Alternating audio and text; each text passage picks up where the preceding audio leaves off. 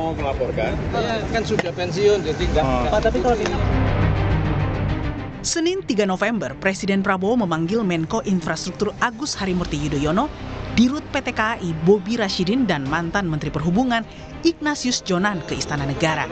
Dalam pertemuannya, polemik utang wush menjadi salah satu pembahasan. Menurut AHY, skema pembiayaan dan penyelesaian utang wush masih digodok. Meski enggan menjelaskan detailnya, AHY menyebut penggunaan APBN turut disinggung dalam pembahasan di rapat koordinasi yang juga diikuti jajaran dari Menteri Keuangan. Sampaikan bahwa pemerintah APBN juga pasti akan menjadi bagian.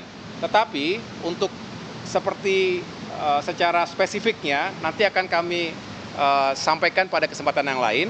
Yang jelas kita tadi berbicara infrastruktur seperti halnya di banyak negara, infrastruktur transportasi termasuk kereta, itu juga tentunya negara hadir di situ. Senada dengan AHY, Direktur Utama PT KAI Bobi Rashidin sebut pertemuannya dengan Presiden tidak membahas banyak terkait kereta cepat. Meski begitu, Bobi menyinggung ratas khusus kereta cepat wush akan segera dilakukan. Perihal pembiayaan yang masih bergulir, Bobi bilang pembahasan masih dilakukan bersama Danantara. kami sudah koordinasi dengan Danantara sebagai holding dari KAI. Lagi dibicarakan antara Danantara dengan pemerintah juga tentunya. Sementara sosok yang paling dicari karena dinilai tahu banyak soal proyek wush yakni mantan Menhub Ignatius Jonan, ia juga mengaku Presiden tidak membahas soal kereta buatan Tiongkok itu. Ia pun menampik semua pertanyaan soal wush dengan alasan sudah pensiun. Saya nggak diminta masukan kok soal itu. Nggak ada saya udah pensiun, saya nggak nyampaikan pendapat lah. Sebelumnya, Menteri Keuangan Purbaya Yudi Sadewa ngotot tak ingin APBN dipakai untuk membayar utang kereta cepat wush. Penolakan disampaikan karena saat ini wush dikelola oleh BUMN yang sudah dikendalikan oleh Danantara. Setelah Menkyu Purbaya menolak membayar utang wush dengan uang APBN, namun hari ini Presiden Prabowo menegaskan utang wush sepenuhnya menjadi tanggung jawabnya. Apakah ini berarti APBN akan dipakai untuk membayar utang wush? Kita bahas bersama Wakil Ketua Komisi 6 DPR RI dari fraksi Golkar, sudah ada Pak Nurdin Halid, lalu ada analis politik Carta Politika Yunarto Wijaya, serta ada peneliti Pukat UGM Zainur Rohman. Selamat petang Pak Nurdin, Mas Toto, Mas Zainur, terima kasih sudah bergabung bersama kami di Kompas Petang. Selamat petang. Selamat petang, Assalamualaikum. Waalaikumsalam. Salam. Saya ke Mas Toto. Mas Toto, analisa Anda, analisa politik Anda dari sikap Prabowo Subianto yang dengan tegas akan bertanggung jawab utang wush. Apakah ini sikap Prabowo sebagai bentuk ia memilih menjaga hubungan dengan Joko Widodo ketimbang mengungkap akar masalah dari utang wush itu sendiri menurut Anda? Saya nggak bisa baca ya kalau isi hati Pak Prabowo dikaitkan dengan Pak Jokowi. Tapi yang jelas Pak Prabowo harus secepatnya meminta menteri terkait teknis untuk menjelaskan supaya tidak ada salah kaprah. Kenapa? Betul Pak Prabowo kita lihat optimismenya, mengatakan tanggung jawab saya, tidak usah ribut-ribut. Tapi kan Pak Prabowo mengakui sendiri pada akhirnya lewat uang siapa? Uang rakyat, uang pajak kita. Nah, pertanyaannya kan adalah ketika Presiden harus turun gunung, apakah artinya memang ini tidak lagi penyelesaiannya lewat skema B2B dan kemudian diambil alih negara? Kalau itu yang terjadi, artinya ini kontradiktif dengan penjelasan beberapa pihak yang merasa mengerti terkait dengan permasalahan wush yang dianggap ini urusan bisnis biasa saja. Dan ketika itu terjadi, ini kan terkait dengan pertanggungjawaban terhadap uang rakyat. Ya. Yang kedua, saya pikir ini menunjukkan ada kadangkala Pak Prabowo ini kita hormati ya bagaimana semangatnya, niatan baiknya untuk kemudian membangun optimisme, tapi kontradiksi seringkali muncul. Ketika Pak Prabowo mengatakan makanya uang negara jangan sampai kemudian terjadi kebocoran. Kebocoran itu bukan hanya urusan korupsi. Kebocoran itu bukan sekedar masalah tidak efisien dipakai oleh pemerintah daerah. Kebocoran itu salah satunya harus kita cari juga akar-akarnya dalam proyek-proyek seperti wush, dalam proyek seperti IKN. Jadi saya sepakat istilah Cynthia tadi. Yang paling penting sebenarnya kan adalah bagaimana mencari akar masalah. Ya. Lalu kemudian kita belajar dari pengalaman presiden sebelum, rezim sebelum, kepemimpinan sebelum, mana yang bisa diteruskan dan mana yang tidak. Dan itu yang menurut saya perlu jadi catatan penting. Dan saya sangat berharap Pak Prabowo pada akhirnya adalah presiden yang betul-betul tanpa beban. Ketika beliau bisa gebrak meja, bisa kemudian berteriak dengan lantang mengenai kebocoran negara tanpa beban, saya berharap itu betul-betul bisa dilaksanakan baik dalam konteks bukan hanya menghadapi mafia, tapi menghadapi yang namanya hutang budi politik, termasuk bagaimana memposisikan dirinya terhadap baik itu menteri mau dari parpol atau tidak, termasuk kepada mantan presiden sekalipun. Oke, Pak Nurdin, kalau disebut memang harusnya tanpa beban untuk menjalani pemerintahan saat ini, lalu bagaimana? Apakah langkah Prabowo ini merupakan langkah yang memang dinilai sebagai bentuk tanggung jawab, berani bertanggung jawab, atau justru sebenarnya pengakuan atas kegagalan skema utang di masa lalu di pemerintahan sebelumnya? Jadi perlu kita pahami bahwa ini betul proyek daripada KCJB atau WUS ini itu adalah proyek B2B, business to business. Tapi kemudian kita harus pahami bahwa yang B2B itu adalah negara, dalam hal ini perusahaan BUMN. BUMN ini PT KAI itu kan perusahaan negara. Sehingga ketika Bapak Presiden kemudian membuat suatu pernyataan sebagai tanggung jawab seorang presiden, itu kita harus apresiasi. Itulah pemimpin yang memiliki tanggung jawab, sadar akan tanggung jawabnya. Nah sekarang adalah kita harus, PT KAI harus menjelaskan secara transparan, akuntabel terhadap seluruh proses daripada hadirnya proyek ini sehingga tidak menimbulkan kecurigaan bagi masyarakat. Kita juga harus memahami karena ini perusahaan negara, milik negara, maka ketika ada perdebatan di masyarakat, ada ramai diperjuangkan juga kita harus maklumi. Nah oleh karena itu maka kita harus mendorong daripada Danantara untuk melakukan negosiasi baik tenor maupun daripada bunga antara Danantara dengan manajemen KCJ dengan pihak mitranya. Sehingga proyek ini bisa berlanjut karena ini adalah proyek strategis, strategis nasional yang memang juga merupakan proyek investasi sosial. Tetapi kemudian investasi sosial harus mencipta kerugian. Nah, oleh karena itu maka kita mendorong daripada Danantara untuk melakukan negosiasi dengan mitranya, di mana kan artinya Anda sepakat bahwa dananya itu dari Danantara? 8,53%. Pak Nurdin, artinya Anda sepakat bahwa itu dari Danantara bukan dari APBN ya? Ya, saya kira begini, Danantara ini punya kemampuan untuk negosiasi, kami tangkap. memperpanjang waktu pembayaran. Yang kedua mengenai bunga, sehingga proyek ini bisa memiliki visible untuk bisa membayar utang dengan lancar. Dan itu Danantara punya kemampuan untuk itu. Baik, saya ke Mas Zainur. Mas Zainur, kita mendorong daripada Danantara untuk melakukan negosiasi, kemudian menyampaikan secara transparan terhadap seluruh proses sehingga tidak menciptakan kecurigaan yang bisa menghadirkan fitnah bagi pejabat di masa yang lalu.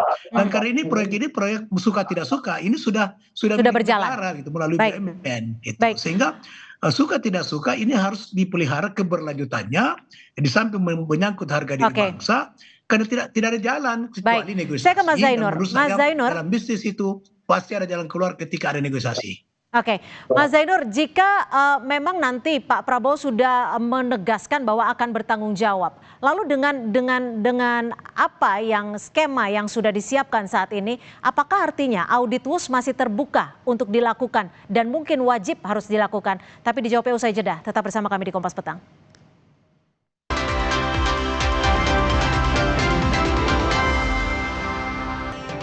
Terima kasih Anda masih bersama kami di Kompas Petang. Saya akan melanjutkan ke Mas Zainur. Mas Zainur, dari skema utang kereta cepat WUS tentunya ada pembelajaran yang harus dimaknai dan tentunya lagi agar peristiwa ini tidak kembali terjadi sehingga membebani rakyat kalau ini memang nantinya ujung-ujungnya akan memakai APBN. Lalu menurut Anda sendiri untuk melihat akar permasalahannya, apakah diperlukan audit dalam skema pembiayaan, skema pembayaran utang dari kereta cepat WUS ini? Tentu Mbak Cynthia, yang pertama harus dilakukan audit menyeluruh ya terhadap proyek WUS ini dari tahap perencanaan sampai tahap pembangunan dan tahap operasional agar kita bisa dapat cerita utuhnya mengapa kemudian berujung pada overrun, berujung kepada beban operasional yang tidak nutup kemudian menjadi beban bagi KCIC. Yang kedua, jangankan bicara soal audit, rencana untuk menggunakan APBN membayar utang korporasi B2B itu punya risiko hukum, hati-hati. Rezim kalau sudah berganti nanti bisa dijerat dengan tindak pidana korupsi. Oleh karena itu harus hati-hati. Pemerintah jangan sembrono, jangan sembarangan. Lakukan legal due diligence terlebih dahulu untuk menilai apakah B2B itu bisa dibayar oleh APBN. Kalau secara langsung saya lihat tidak bisa. Secara tidak langsung melalui PMN, melalui skema-skema lain, melalui penugasan barangkali bisa. Tetapi apapun itu merupakan beban bagi rakyat yang tadinya dipikirkan sebagai sebuah mekanisme bisnis murni berubah menjadi APBN gitu. Oke, Nah, artinya kembali jika lagi, ini Mbak Cynthia. terjadi adalah bentuk pemaksaan skema pembayaran utang menurut Anda? Iya dong. Ini kalau dipaksakan dibayar pakai APBN, sekali lagi ini ada risiko hukum. Ini kan semacam membailout satu Resiko proses hukumnya bisnis kemana nih? Ke transaksi Pak swasta. Presiden Prabowo atau presiden sebelumnya? Kalau untuk bailout-nya tentu yang memberikan bailout. Tapi kalau untuk presiden sebelumnya bagaimana proses pengambilan keputusan proyek WUS itu diambil. Yang kedua saya pikir tidak hanya sekadar proses pengambilan keputusannya ya. Bagaimana proses konstruksi yang dan mungkin diawali dengan pengadaan lahannya. Mengapa upfront itu terjadi? Kita tidak langsung menuduh ini ada korupsi, tapi memang itu semua baru akan terjawab kalau ada audit sehingga nanti kelihatan apakah persoalannya perencanaan yang buruk atau proses pembangunan yang buruk atau ada markup atau seperti apa. Jadi menurut kami sebelum bicara soal ini akan di bailout, ini akan dilanjutkan sampai Banyuwangi, terlebih dahulu harus diawali dengan audit menyeluruh agar pemerintah punya basis dasar untuk pengambilan kebijakan langkah selanjutnya, Mbak Cynthia. Mas Toto, jika memang ada resiko hukum di balik jika memang nanti dipaksakan dengan menggunakan APBN ya, ini Anda melihatnya apakah Pak Prabowo dengan sukarela menanggung resiko hukum itu atau ini sebagai bentuk tanggung jawab moral terhadap Pak Jokowi? Tanggung jawab moral seorang presiden itu terhadap rakyat. Karena yang dipakai uang rakyat, pajaknya rakyat, bukan pajaknya Jokowi saja. Jadi yang paling penting kan sebenarnya adalah fungsi presiden, itu salah satunya adalah menjadi pemimpin administratif, mengelola uang yang disetor oleh masyarakat supaya efektif dan efisien. Saya ingin menjelaskan ada dua logical fallacy yang menurut saya hati-hati untuk kemudian diutarakan, dan menurut saya makanya dalam kementerian teknis atau misalnya oleh BUMN terkait harus dijelaskan secepatnya. Yang pertama tadi terkait dengan bagaimana uang ini melalui uang apa. Tadi Pak Prabowo jelas loh mengatakan uang rakyat, uang pajak gitu ya. Dan itu saja harus ada penjelasan. Kenapa kemudian skema B2B ini, dan saya mendapatkan penjelasan dari Pak Nurdin tadi, skemanya masih B2B, artinya penyelesaian hutang atau restrukturisasi juga harusnya B2B. Ketika betul misalnya yang digunakan adalah APBN, uang pajak rakyat, transparansinya seperti apa dan argumentasinya seperti apa. Tadi sudah dijelaskan bahwa itu bisa berpotensi bermasalah secara hukum. Kasihan Pak Prabowo begitu. Yang kedua, kalau dikatakan ini dari efisiensi. Efisiensi itu berasal dari apa sih? Efisiensi itu berasal dari pemotongan TKD salah satunya. TKD itu adalah hajat hidup masyarakat di daerah. Loh kok seenak-enaknya kemudian mereka sudah ngirit, menggunakan DAU, DAK, DBH, lalu kemudian digunakan untuk sesuatu yang sebenarnya dianggap sebagai bentuk perencanaan yang salah. Yang harusnya bebannya itu bukan di negara, bukan di daerah, bukan rakyat. Tapi oleh yang namanya BUMN yang sudah dikelola Danantara. Dan terakhir, menurut saya semoga Pak Prabowo bisa memaknai kebocoran negara yang sering diteriakkan itu bukan sekedar di hilirnya, tapi bagaimana memberikan contoh. Salah satunya ketika ada kebijakan diambil lewat perencanaan yang buruk, yang akhirnya menimbulkan hutang yang harus ditanggung oleh generasi berikut, itu juga kebocoran negara. Oke, itu yang kami tangkap. Ya, Pak Nurdin, jika memang ini nantinya akan menjadi beban negara, beban uang rakyat seperti yang dikatakan Pak Prabowo itu sendiri, apakah ini dirasa adil ketika perjanjian sebelumnya akan ditanggung oleh perusahaan itu sendiri, dalam hal ini KAI, dalam hal ini adalah BUMN? Ini kita jangan berbicara soal tidak adil. Satu hal yang perlu kita pahami bahwa ini saya katakan tadi, suka tidak suka ini tanggung jawab negara. Persoalan negara secara taktik dan strategi menggunakan mekanisme APBN atau antara itu soal teknis. Tapi jangan lupa bahwa kita belum pernah mendengar, termasuk Bapak Presiden, belum pernah ada pernyataan negara, pernyataan pemerintah, baik Presiden maupun menteri-menterinya maupun antara yang menyatakan bahwa dibayar melalui APBN. Belum ada. Sekarang pemerintah sedang menggodok solusi yang terbaik. Dan saya yakin bahwa Bapak Presiden bersama para pengambil kebijakan lainnya, tentu atas keputusan Bapak Presiden tentu akan mengambil solusi yang terbaik. Dan sekarang kan sudah akan dilakukan langkah-langkah untuk negosiasi, dan Komisi 6 DPR tanggal 5 sampai Juni nanti kita akan kunjungan spesifik, kunjungan kerja khusus kepada untuk mendalami daripada usul ini. Kita akan memperdalam mulai dari perencanaan sampai dengan skim pembayaran dan sebagainya, tenornya dan sebagainya itu. Nah, oleh karena itu maka tentu juga kita harus mendorong daripada Danantara yang mengambil alih tanggung jawab ini. Karena KAI itu adalah induknya adalah Danantara. Dan secara bisnis Danantara punya kemampuan untuk itu. Saya setuju kalau misalnya banyak pendapat mengatakan jangan bawa ke APBN karena itu membebani rakyat. Itu juga saya setuju. Tapi kemudian apapun yang dilakukan oleh negara itu pasti yang terbaik untuk bangsa. Tidak mungkin Bapak Presiden mengambil solusi yang bisa memberatkan pemerintah kemudian merugikan rakyat banyak. Oleh karena itu ada dua hal yang saya usulkan.